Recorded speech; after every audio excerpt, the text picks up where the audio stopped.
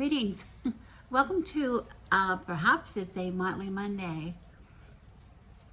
I haven't done a Motley Monday in a long time. I didn't know if it was something that you liked me to do or not, so I haven't been doing it, but I want to say we're kind of here. It's Sunday. Actually, it's not Monday, but you'll see this hopefully on Monday if I get it up. But we're here in California during the middle of what we were warned was going to be a hurricane, once in a 100-year hurricane thing for us. No hurricane here, tropical storm perhaps. It's been raining all day, not without stopping at all, and it's really coming down. And the only thing alarming to us right now is we hear a lot of sirens in the background. So I hope that doesn't mean that people are having a lot of problems. You know, I'm sure even if you've never been here, California doesn't handle a lot of rain very well. This is something we never get in. Rain in August is just unheard of. I was out in the garden yesterday taking pictures, and it was looking so beautiful, and I'm awaiting, as you know, I think you know, a big harvest this year of a lot of things, and I'm hoping the rain is going to be kind and just give a nice blessing to my tomatoes and the things I have growing out there, but we will see. Time will tell. But you know, the harvest preparations go on anyway. And that's what Joe and I are taking advantage of that today, being inside in August. We're going to be inside here, sheltering from the rain. And we're going to do a few things that we have to do in preparation for the harvest. One thing we have to do, we were making room in the freezer, in our big chest freezer that we have. Because the tomatoes have begun coming in, my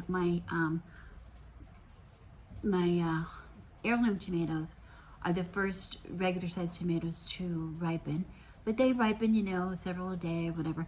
So in order for me to save enough of those to make some kind of product out of those, I have been coring, taking the core, removing the core, putting a slit on an X on the bottom of the tomato, and then putting them in a freezer bag and freezing them. That's my job. So I get enough and maybe get some paste to go with them to make some of my heirloom pasta sauces or pizza sauces or salsas or whatever I do with them, but that's not yet. Well, hopefully maybe you can come along for that in a while when they're ready to go. But I had to make room in that freezer. I had two turkeys, for one thing, two turkeys in that freezer from who knows when, you know, at Thanksgiving time or even maybe at Christmas time. A lot of the stores have a buy one get one free turkey or just practically give them away. So we take advantage of those sales and buy them for future, because both of us do enjoy turkey meat a lot, and I had intended just to roast it sometime, and then we'll have the leftovers. I freeze some of the leftovers for future meals. We make all kinds of things out of turkey. I prefer it to chicken, actually, like enchiladas and casseroles of all different kinds, and pot pies and all the comfort foods you think of when you think of winter. And so, but I just can't wait. I had to have room in the freezer. So I'm going to share with you today. Joe's going to be in here in a little while, and he's going to try to debone that turkey. It's a raw turkey. He's going to break it down and try to cut up the meat, and then we're going to put it in the pressure canner, which you see behind me. So I'm going to join that. I have some beans that I have been picking off out of the garden that I have enough now. I want to can some beans, so I'm going to be I'll be preparing some beans to can, and I also have some other jalapenos and some Fresno chilies that I'm going to do something with, so maybe I'll take you along with that. Okay, anyway, I just thought you might like to come along and see what we're doing, and give me a chance to catch up with you and with my news, and while we're whiling away the afternoon here, sitting inside during the rain. Okay, so I hope you're well, and stay tuned, and we'll see what we come across today, what we happen to do. Hi, I'm Joe, and I today will be working on this turkey. We have a 15-pound beautiful turkey right here.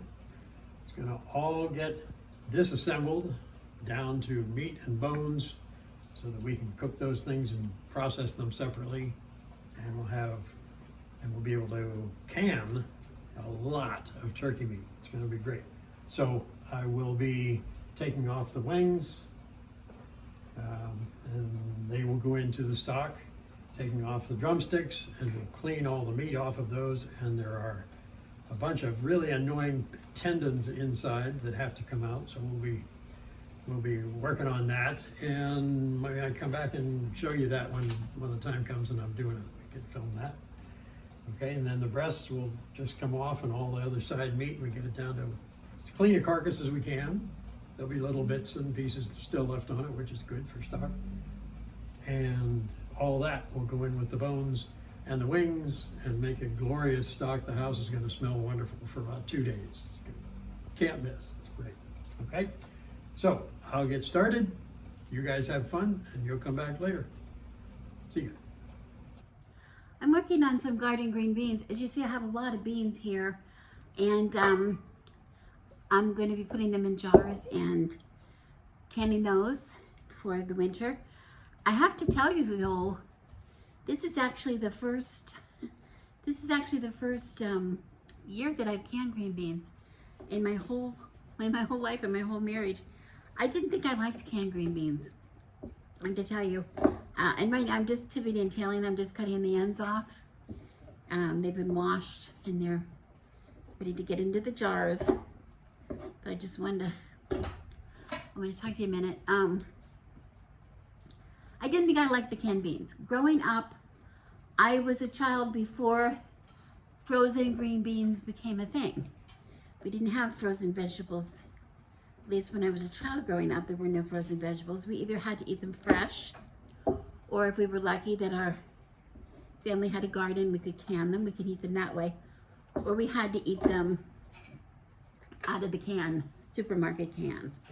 And I want to say, I may have eaten some that were canned from the garden. I knew my mother did grow some. I think we mostly ate those fresh though. But the food cafeteria green beans, I was not something I could even consider eating. So I became a real snob, pretty much of a snob when I moved here to, especially when I moved to California. And produce, fresh produce, it's partially where we live, and also the times, the times that we have fresh, the most beautiful fresh produce available. My parents used to come and visit and go in the grocery store for a field trip and take pictures of the produce in the grocery store. It was kind of embarrassing, but they really thought that was pretty wonderful. At any rate, since I've been here on YouTube and watching a lot of gardening videos and homesteader videos and those kind of things, I see people all the time talking about green beans. Canned green beans is the most precious thing they have in their pantry. And I'm thinking, how odd. I just thought to myself how odd that was, because, you know, to me, still green beans did not hold that beautiful memory in a can. I didn't have their memory in the garden green beans, I guess, but I also have to say I was a little snobby, California snobby, thinking, okay, these people, a lot of these people also are people that I grew up with who think Jell-O is a salad. And they put marshmallows in there, sweet potatoes and all kinds of things. So, and I'm sorry if that's what you like. I appreciate that's what you like, but it's not what I like, and I enjoy a vegetable to taste like a vegetable. So I was a little put off by it, but then I thought, okay, I'm gonna give it a try. And we canned our first batch of green beans from the garden, and there's no going back. I am going to find every green bean I can find that is fresh this season here in Southern California. I'm going to find it either in my garden, or I'm going to find it at farmers markets or wherever I can find it. Freshly grown, organic green beans. And they are going in my jars and in my canner for the winter. This is the most fantastic thing I've ever had. So if you've never had a home canned green bean, don't knock it till you try it. Don't be a snob. You know, some Jell-O salad is pretty good. I have a couple recipes for Jell-O salad that I even eat today that I think are pretty good. So we don't want to be too judgmental.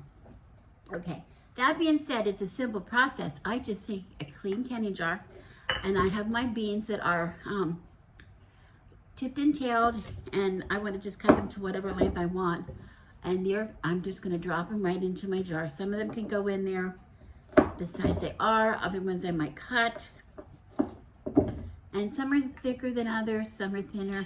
They should be picked. Some are a little beyond where they should have been picked maybe, but they're fine. They're gonna taste good. Some of them that are thinner, I'm just gonna put in there the way they are. And I'm gonna fill the jars. Now the trick to canning them, you do have to have a pressure canner. So if you don't have a pressure canner, fast forward through this. As a matter of fact, you might not wanna watch most of the video to the very end because Joe's turkey and these beans are going in the pressure canner. But I wanna say, maybe you have a friend who has a pressure canner and you can share, because this is really worth doing if you have a garden. But anyway, once they're cut to the size I want, I'm just getting them in the jar. And I want to push them down. This is the trick. You want to push these beans. If you have a tamper or something, you can use that. I have one, but I'm kind of lazy. It's up in the drawer. But you want to just get them down, so you want to get as many beans as possible in the jar.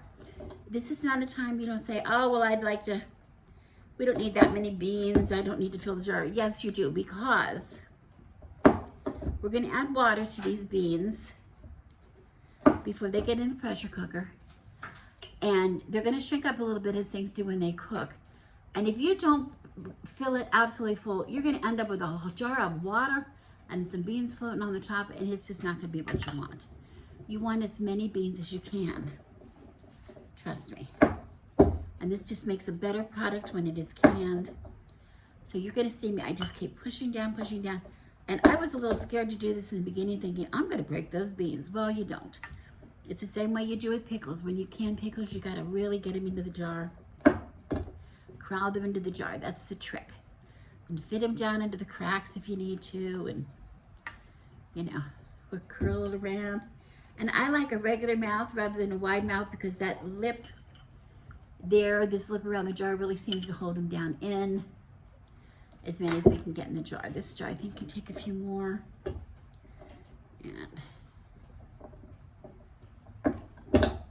And that's it. And then when I'm done, when I have to get them all in the jar, I'm going to fill the jar.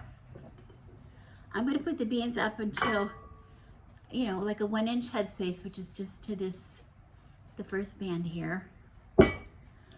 Get them in there good. And then I'm going to fill the jar up. All the spaces in between with some hot water. And then they're going in the pressure canner. And that's it. And that is it. I didn't put any salt or any seasoning or anything, because when these come out, when we're ready to cook them, we will season them. We would just have to heat them up because they will be cooked. But we just heat them gently, and we can season them any way we want. We can put just salt and pepper, or we can put, you know, we like to make like Chinese spicy beans, or I like to do them with garlic and some red pepper flakes, maybe some fresh thyme, and maybe some dill or oregano, or, okay. So anyway, you see I've just packed and packed into these jars. And so I'm just gonna do all these. I'm gonna keep on doing it. And I'll come back and show you how many jars I have ready to go into the can. Hi, I'm back. Done a bunch of work so far. You can get a look at this. This is the turkey who still has the 2 breasts on, but over here is all the stuff that's come off. So the wings have come off and they've been separated and put in here. The bones for the ribs are in here. And I'm working on drumsticks, and it's kind of interesting because drumsticks have this extra fabulous feature of all these. These are tendons that are inside, and there's a bunch of them. So there are several different ways that I've seen people take these out, but that's one. If you can get under it, you just slice it and get rid of it. What I did was I cut on both sides of this drumstick. You see the cuts right there, and then I took all the skin off. So now I can get in there, and I'm trying to expose the bone. And I go in tight up against the bone. Try not to get my hand in the way. And in there, here they are. Here are all these tendons. And those are tough. Some people say you can can with those tendons in the meat, and they'll kind of break down in the canning and the heat and everything. We're not having any of that. I don't think we want these in here. So you just need to get them separated like that and get your knife below it. Cut right along till you get to the end, and that goes away. Right? There's a whole bunch. So you do this about 20 times probably. You have to do this to get them all. But once they're gone, then they're gone. See that? That's what you're trying to get rid of. Ick. That's not even going to go into the stock. This is all just junk. So, okay. Anyway, we keep on doing that, and then we wind up with a pretty clean drumstick. All the meat off. Look how clean that is. See that? And those will be in the stock. This will all be meat, which is accumulating over here in this bowl right here. There'll be a lot of it there. Okay, so that's it. Okay, I ended up getting 8 full pints and part of a pint. And remember I said I pushed them in as absolute far as I could get them in. They're really packed in there, which is what I wanted. So I ended up with a partial one, which I'm just going to cap and put that in the refrigerator till I get some more beans. Hopefully we'll be getting some more beans in the next few days. So they'll stay okay in here, and then I can get that packed and see how many more I get. But this is good so far that I have this many. So this is going to go aside. But because I have 8 jars to go in the canner, I had to pull out my big guns, my pressure canner, my Presto, which holds a lot more. The American canner I had only would hold 7 pints, and I have 8. So I'm going to get this out, and this is the one we'll be using for the chicken too. So they're going to have to take turns. And the chicken's not ready to win yet anyway. Turkey. I mean the turkey. Got the turkey. The cameraman was talking, I don't know who that is. I'm just putting a little bit of vinegar in my water because I have very hard water and it makes a mess of my jars. But anyway, so what I'm going to do now is I have my beans packed very tightly in my jar, and I just have hot kettle water, and I'm just going to fill up to that same space that I told you before that we want an inch head space here. All this is my beans and water. There's no seasoning of any kind. I don't want any salt or anything in here because when I use these, and I really don't even have much well, that's hot. I don't even have any, I can't even push down and get any bubbles. So I don't have to worry about that. I just want to wipe my ring. And the important thing is I have a clean lid, brand new lid, clean lid, and clean ring. And it's just finger tight. We don't want to wrench it on there because we need that lid to be able to move during the canning process. And that's it. I'm just going to put these in my canner. And once I get all my jars full of water, packed the way I want them to be, I'm going to seal up my canner and let it vent the steam for 10 minutes, and then get it up to pressure, put the little cap on, and that's too much.